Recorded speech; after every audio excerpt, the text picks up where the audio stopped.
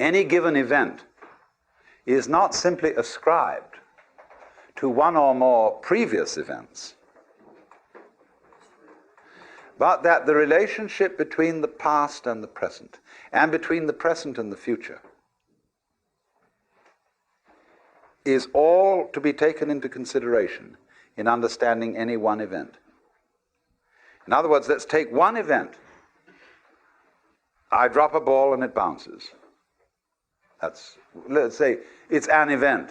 I don't know how many events it really is, but we'll just say for the sake of argument that it's an event. Now, is it enough in describing this event to say, I let the ball go, it obeyed the law of gravity and hit the floor, but because it was made of rubber and had some air inside it, it bounced and sort of slightly disobeyed gravity because it had an energy in it. But that's not enough.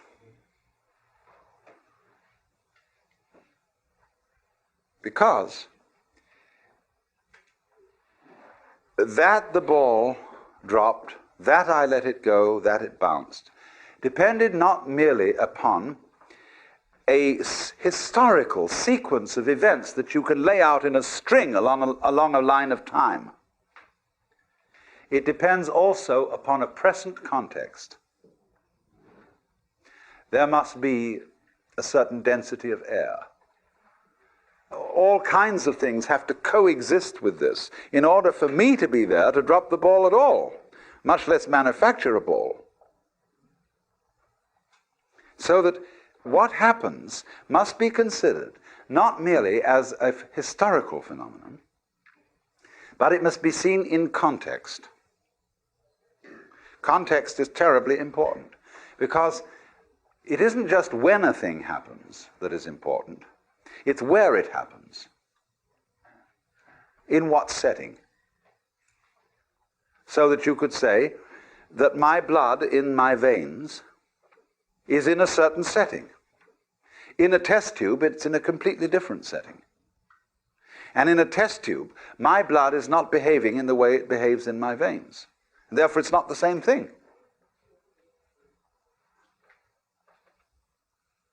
So, an individual person in one setting will behave in one way, in another setting in a completely different way. I remember when I was a child.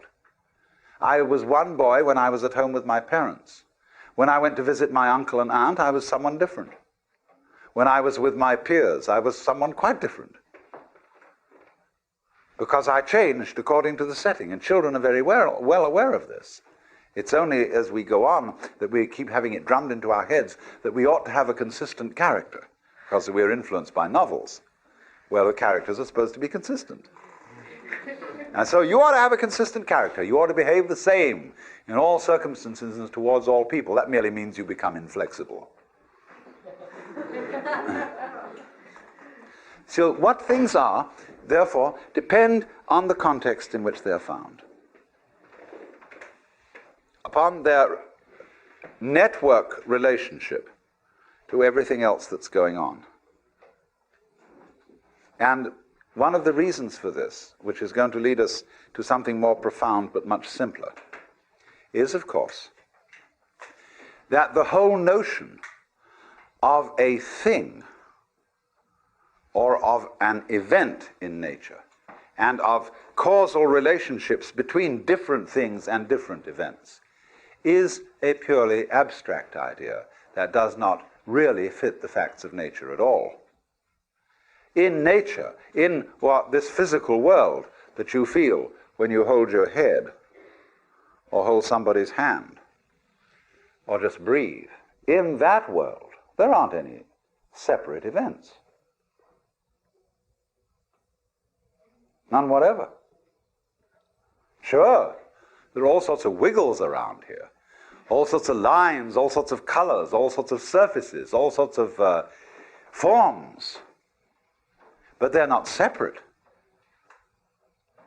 Because you see, you can't separate an inside, what you are inside your skin, from the outside of the skin. Because you can see that at once. If there weren't anything outside your skin, there'd be no inside. It takes the outside and the inside working together to create this situation. And in the simplest way, the situation that I call my body wouldn't be operating unless there was air around here to breathe.